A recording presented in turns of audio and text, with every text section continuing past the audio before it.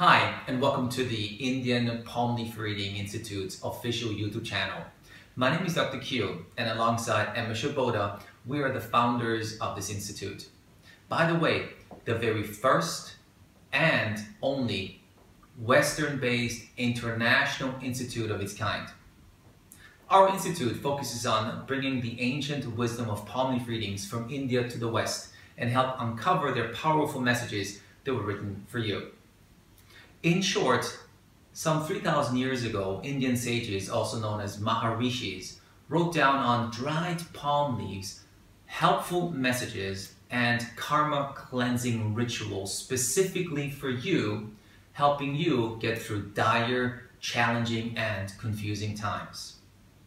And these millions upon millions of palm leaves are stored in archives and libraries in India.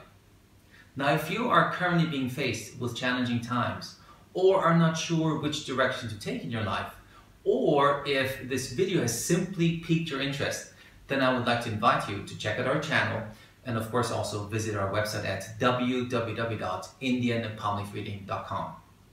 We truly hope to be able to help you in finding answers to your life's burning questions. Namaste.